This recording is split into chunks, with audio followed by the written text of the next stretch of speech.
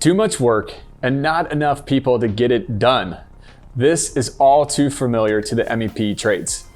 I'm Todd Wyant, and welcome to the Bridging the Gap podcast. You're invited to join my mission to embrace and share the innovations transforming the AEC, MEP, and manufacturing industries. Today, I'm excited to welcome back to the show Brett Stacks, Mechanical Segment Manager at Evolve MEP. Welcome to the podcast, Brett. Yeah, thank you. Welcome back, I should say. Repeat guest here. Can you, for people that haven't heard of you or heard you talk before, can you give a brief kind of overview of your background? Sure. So I started out as a tradesperson. I'm actually a sheet mill worker out of the Austin, Texas area. And one of the things that I started moving into the BIM manager position at Dynamic Systems, and that gave me the opportunity to really get more involved with technologies used by this industry. And out of that I became passionate and wanted to get very involved with the technology companies driving those applications and make sure that our industry is using the applications that will really help this industry in the right way. Mm-hmm. Nice. So one of the big issues going on with the trades is obviously with the skilled labor shortage. I saw a recent AGC Autodesk survey that something like 80% of construction firms can't find work for the jobs that they have. Yeah. We can link to that survey in the show notes. But what do contractors and trades do to help try to elicit some sort of change in this? Well, I mean, first I'll say it's not just our customers. Obviously, we need tradespeople working with the technologies as well. Just like my background, I want to make sure that we continue that tradition so that it's not just software companies making those assumptions on how we impact the industry. But we do see this all over the country. We visit a lot of our clients, and sadly, there is a large shortage. And as we continue to see great growth in our economy, and everywhere I visit there is construction, it's really hard to populate those projects with good people. So we're doing a couple different things to make sure that we can do that in effective ways. So we are partnered with MCA, IBW, NECA, the UA, the ITI. We want to make sure that we're working with the trade organizations to help bring in new resources into those trade programs so that they can roll into those projects. So that's one of the ways we're looking to source people, and we are working very closely with Skills USA to try and do that even at a high school level. So it's been very effective so far. We're really excited about the growth and opportunities that are coming out of that. At the same time, it's just as much a requirement for everybody in this industry to get involved. You can't rely on just the trade organizations or companies like ourselves to take that and move it into an effective program, right? So we're asking this year for all of our customers and all of our peers to step up and be a part of that initiative. We want to go and speak at high schools, speak at colleges, speak at trade programs to really drive that interest more. Yeah, awesome. I'd love to unpack that a bit more in a minute. But as you're talking to different clients and you're having all these different conversations, what are some of the kind of the first low-hanging fruit steps that people are taking to help alleviate and confront this? So one of those is definitely software. At Evolve MEP, our initiative is to make sure that we are driving better workflows into those into the CAD departments or BIM departments that we work with. Okay. And do that with more effective tools. And also, we want to play off of artificial intelligence. So by working with artificial intelligence, we can start to take some of those decisions that you make every day, 10, 15 times a day, and start to understand those decisions and implement that as your next rule set in the software. So things like spooling is one example. If we could start to process those ideas that you take into the decisions that drive to the eventual prefabrication of that system, we can drive that decision process for you a little bit quicker and just get you into the position where you're automating and speeding up that entire process, saving you hours. So Evolve MEP is built on Revit, and Revit gives us a lot of opportunity to take advantage of intelligence that's in the model that AutoCAD didn't. So that just takes us to a level where we can start to truly drive that AI piece. Yeah, nice. It's really helping with the efficiency. Absolutely, yeah. Awesome. Does the size of the contractor matter in what they can do to help address the shortage? So it's funny, I really don't believe so. I actually believe that smaller companies should take more of a step to be as effective as they can, because they're the ones impacted the most if they don't do it right. Yeah. So we work with companies of all sizes. We want to make sure that, everybody's taking advantage of the technologies that, we deliver, as well as the training we deliver. So we offer a number of services to help that customer learn how to make that migration and be more involved with the technologies available to them. Yeah, interesting. So the survey that I referenced earlier, there was another stat in there that stood out to me that it's like 44% of companies are seeing costs rise, and then projects going longer to complete than what they anticipate because of the shortage. How does software play a role in helping to alleviate this problem? You touched on it earlier, but yeah. Well, again, one of the things that we really have to concentrate on is, again, really tightening up on the labor that's going into these projects, and that's not just on the job side. That means in the office as well.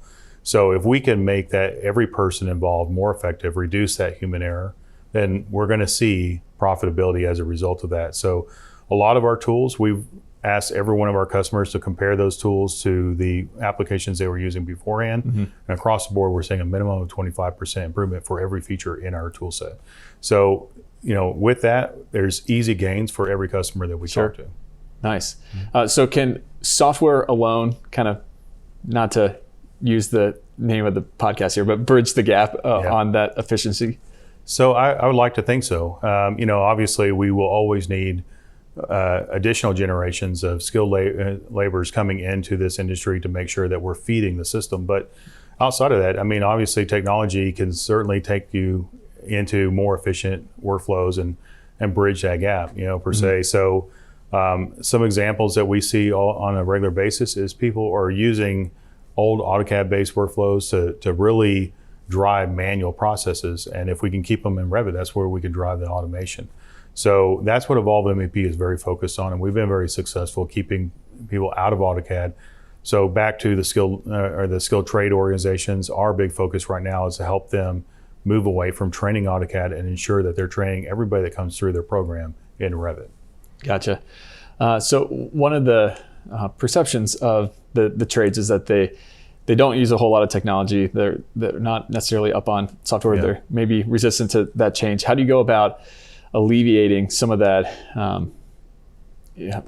perception and some of the internal struggle there of having to learn a new software platform? Well, honestly, the easiest way for us to demonstrate to them that this is an opportunity for them is to work with their competitor. So it's not the easiest way to start the conversation, but once they see that their competitors are more successful than they are, and they have the same size team, they have the same challenges because of the regional issues that they're dealing with, they understand they can be successful too. So it's just a matter of giving them the comfort and proving to them that these things are possible. And so through our training programs, we can take very few small steps to show that to them and make them feel more confident, and then continue to build on that training as they become more involved with the software. Yeah, interesting. So one of the parts of the skilled labor shortage that really interests me is kind of changing the perception with young people, particularly on bringing them into the trades. And we talked about this several episodes back with Jeff Sample when he was on the podcast, of how do you go about that kind of cultural shift and kind of demystifying the trades. Sure. Yeah. And the knock on the trades unfairly, but the knock is that it's kind of the dirtier job. That's or true. It's just a job. It's not a long-term career path. How do you go about changing that? Well, it's funny. It's easy now because of scanning and HoloLens and the robotic dog that Pharaoh has been showing off. And, very cool. And obviously, everything we do from a BIM perspective gives us the opportunity to represent that easy enough. And a lot of people need to understand that it's not just the technology. You could become the VP of these mechanicals. There's true business roles as well as simple technology career paths that we could take with these tradespeople. And so it gives us the opportunity to present the job in multiple lights, right? So it gives us the opportunity to prove out that as a young person, whatever your interest is, we can take you in a direction that is going to be successful. And myself and others that are on our team give ourselves the opportunity to demonstrate that. We can talk about our past and our ability to do what we do today as a result of those opportunities that came to us in our career. Realistically, how easy do you think it's going to be to turn the tide on the perception? Well, again, now that we have that committee with all of the trade organizations and the efforts from Skills USA, it's given us a real opportunity to really work together. So we're combining our efforts. Faro is also a part of that committee, so it gives us the opportunity to combine all of our finances that we are pouring into these efforts. Obviously bring in a lot more people, impactful people. We just talked to Autodesk and GTP about being more involved with that effort as well. Okay. So we're collectively trying to move the industry in a way that is positive, and I think that having that additional help demonstrates that it's not just for the benefit of Applied and Evolve MEP, it's for the benefit of the industry, and we want to see this happen. So every one of our organizations are very involved with trade shows. We're very involved with some of the efforts going on at the trade schools as well. So this gives us an opportunity just to spread that message even broader. What kind of reaction are you seeing as you're going into it? A lot of excitement. Nice. So this year we started this effort late last year.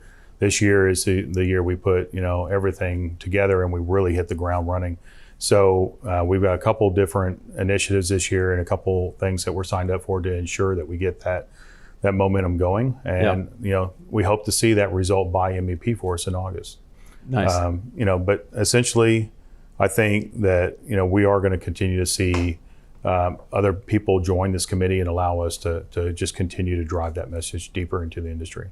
Awesome. You mentioned that there's a couple different initiatives. Can you kind of go into more detail and yeah, certainly. So one of the main ones that we want to do is, again, we're trying to start a true movement here where we get all of our peers to join this and go out and volunteer their time at high schools and colleges and so forth.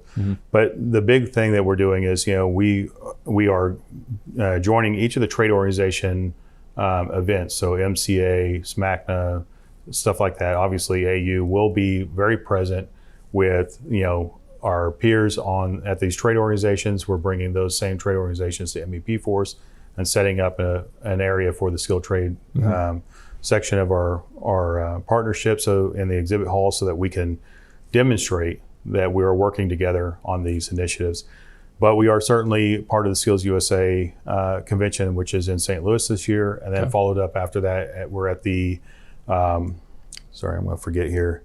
We're at the Counselors Association meeting in Seattle, which is going to give us the touch points we need at the high school level to truly demonstrate that. So at Skills USA, it's a bit of an apprenticeship contest type program where they can go in and demonstrate their skills in multiple different trades, including baking and other things that don't really impact us.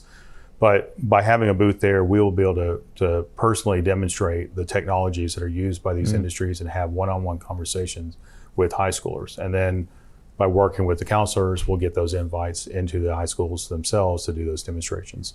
So with any luck, I'm also inviting a lot of these members from these organizations to be present at MEP Force, so they can see that what people are doing with those careers, get more involved with the companies that need those resources, and hopefully open up some channels so that we see more hires coming in to the trade programs themselves. Yeah, awesome. I think it's really cool. I love the challenge out to the trades to tell the stories that what they're doing with software and innovation, and then to tell some of these younger kids stories of their coming into the industry. So it'd be cool if they could go out and share them out on LinkedIn or wherever social, and like #trade challenge or something like that, and that everybody can go to one spot and kind of see those stories. And as we progress this year, and we'll be recording ourselves, and we hope to share those same videos. Nice. Awesome. So I heard a rumor that the Evolve MEP has recently been down under to Australia. That's true. Yeah. Nice. You can confirm it. Any stories from that Australia trip? Why'd you go down there? All that stuff. So it was actually very interesting. I have a lot of contacts from my previous trip in 2009. And it was interesting because I really didn't expect those contacts to still be there and available to me. A lot of these contacts I stay in touch with through LinkedIn. I mean, LinkedIn is a great networking tool for people all over the world that I stay in touch with.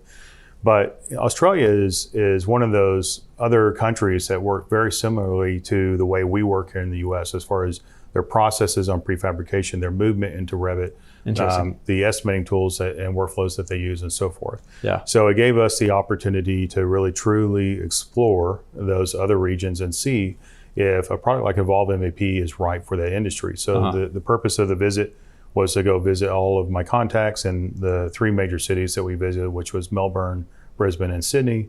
And they gave us the opportunity to really go in, demonstrate the product, and get confirmation that it's a great tool. The result of that was very positive. They're hungry for a solution like this. And so we got a lot of great positive feedback. We want to make sure that we follow that up with action. So we're partnered with a company by the name of CAD Group, which is another Autodesk reseller who will deliver training services and support services and sales services to that region. Okay. So we're not trying to source that from US-based resources.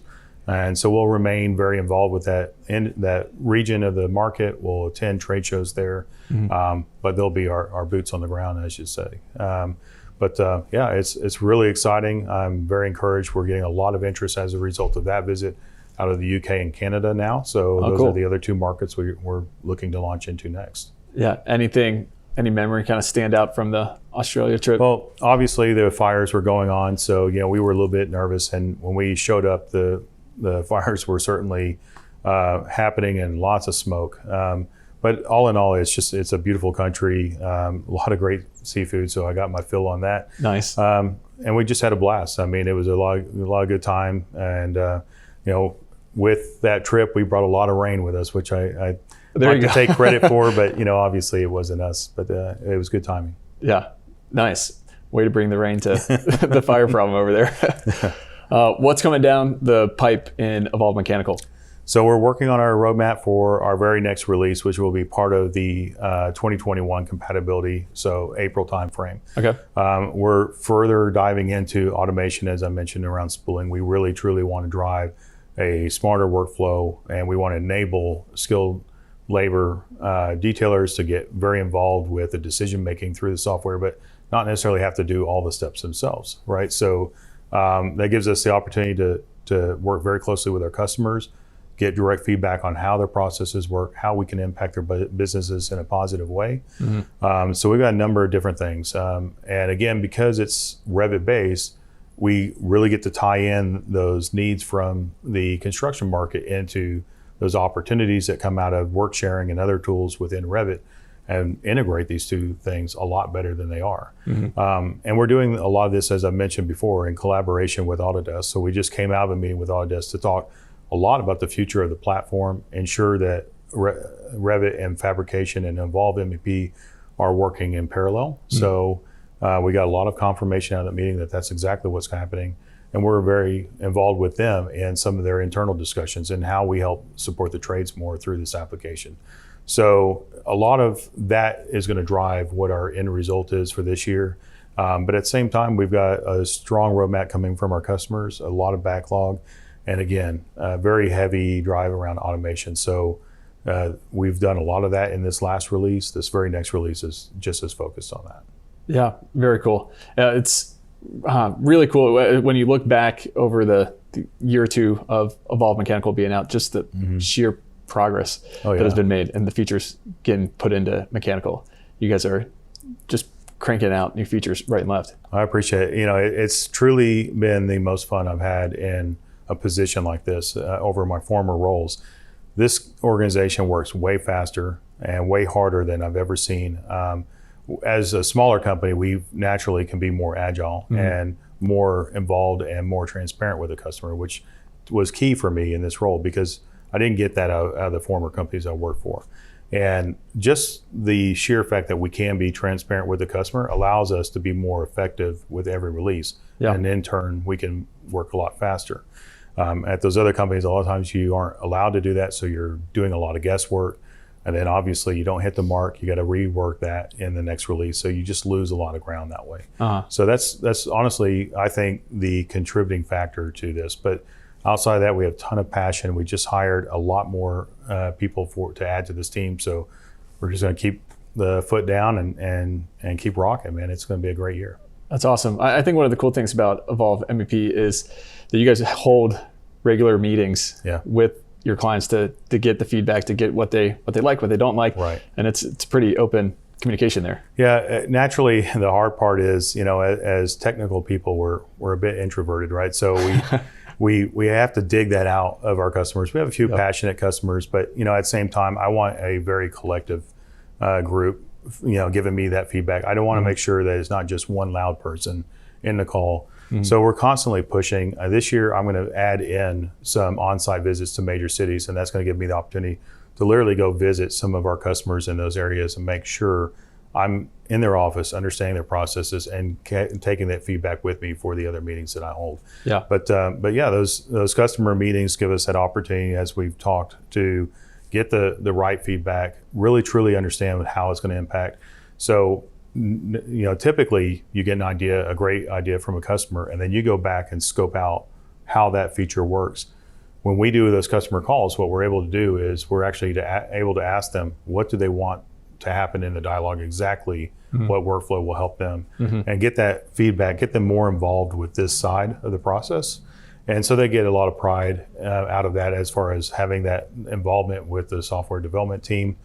And then in those update meetings, we can demonstrate our progress on that tool and get that feedback immediately, whether or not we need to change direction or if we're heading in the right direction. And so, again, that's led a lot to our success. Yeah, that's awesome. Getting that real-time feedback and being able to adjust before the release comes out. Yeah. Cool. What gets you kind of most excited about the future of the MEP industry and the possibilities? Oh, goodness. So a lot is happening. A lot is changing right now. So naturally, again, as we see more progression to Revit and cloud-based applications, there's just a lot more real-time interaction that we can have, not only with our customers, but between the solutions themselves. Sadly, AutoCAD, as one example, was just a very static application. There's not a lot of that you could do. So people always had great ideas, but you couldn't really hit those marks in that platform. So working closely with Autodesk and other partners of ours gives us the opportunity to really improve on that. And as we build out that real-time synchronization of the data and visibility out to other members of the companies that may play primary roles, such as CAD managers, even C-level partners in the company, that gives them all the opportunity to get better transparency into the projects and make sure that they're hitting the profit margins that they need to hit. So we're looking very heavily at those opportunities. Obviously, generative design is still a heavy interest of mine and becoming more and more real in the discussions that we're having with Autodesk and the applications we're working with. So that's another exciting one that we hope really starts to impact a lot of the automation and AI that we have within the product. Yeah, interesting. Generative design is definitely a little pet obsession of mine recently. Nice. I think it's so cool what all you can do with it. So that'd be really exciting to bring that into the mechanical side. Well, we are too. And I think the most important aspect of this whole thing is that the trades are now more involved at those levels of the project. It truly supports more of the design build workflows that we need to support. Interesting. So I'm looking at the MEP Force logo behind you. You talked about it some already. For those who may not be familiar with MEP Force, can you describe what it is and why should the trades care and show up? So, what's funny is I've been talking a lot with some of the people that have attended the conference in the last year, trying to really understand what they liked, what they disliked about it. Initially we launched this because we just don't see a lot of focus specifically on the trades at some of these other events. I mean, yes, they focus on the trades, but as an end user that's using a very particular product, you need further training on that solution. You want to learn from your peers, network with other peers that may be using the same application, so that you can form a future network and feed off of each other as how to continue to improve your own processes with that solution. So that's why we built MEP Force. It gives us those end users the opportunity to go take a class on that particular application, and we focus on those primary applications around this industry, not looking at higher level classes for engineering and design as one example. We don't focus on that. So we focus very heavily on that trade level. And as a result of this too, one of the things we've done is we brought that same energy, same willingness to be transparent to the conference. And that's the feedback that I've gotten the most out of the last year especially, is that everybody is just so taken back by our ability to have real conversations and encourage more of those real conversations, not just with us, but with our other partners and exhibitors that may be at the event. And this year is going to be no exception. We're truly opening it up to be more of a industry event. We've got a lot more people coming, so we're targeting around 700 or so people. We'll have 80 sessions. So I'm getting a lot of great feedback from people that want to be involved, and anybody else that wants to be involved just needs to step up, teach some classes. Going back to something Tim Spino said at the last conference and more recently in Bridging the Gap, that's a great opportunity to start or be a part of a peer group as well. And that's a big focus for us, is we support all of the peer groups coming in. We give them spaces to meet. There's tons of little mini groups happening within this event. So it's just a blast to watch really take shape and become what it is. Yeah, awesome. And we're well underway. It's going to be bigger and better this year. I'm a little nervous, but just because of the amount of work, but it's a great excitement. So I'm looking forward to it.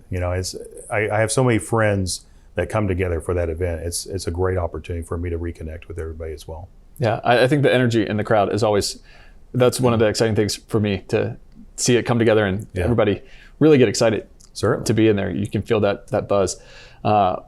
We mentioned the 80 sessions, the breakout sessions. Yeah. So what I think is cool about that is that the vast majority of them are taught by people not from Applied Software or Evolve. It's industry peers and professionals and people that are actually doing it in the real world, and they're able to kind of share their perspective and story on it. And that's what we want, right? I mean, I think just to offer validity to the event and the session itself, you want to learn from one of your peers. You don't, yes, we can teach you on that particular topic, but we are also not end users of the products that we have to teach. We can teach you technically how to use the application. We can show you things that we've learned from customers all over the industry that we're always learning from. However, as an end user that has to use that software every day, you're the ones that know the product the best, and you can show your tips and tricks to your friends in the audience. And so that's what the event needs to be about. To be a true user conference, it needs to be led by the users. So we're just there to enable them and give them that opportunity. Yeah, awesome. And we'll put the registration link in the show notes for people to be able to sign up. Hopefully we'll get that 700 real quick. Awesome. Well, thanks so much for joining us, Brett. Really appreciate your time. And thank you to all those listening. If you are interested in learning any more about our sponsors, Applied Software, you can go to ASDI.com. Or if you want to know about Evolve MEP, you can go to evolvemep.com for more information and let them know we sent you. You can listen to this podcast anytime by simply going to Apple Podcasts, Spotify, or wherever you listen to podcasts. Also, be sure to check out our website, bridgingthegappod.com. Until next time, I'm Todd Wyant, thanking you for joining us on the Bridging the Gap podcast. Keep innovating.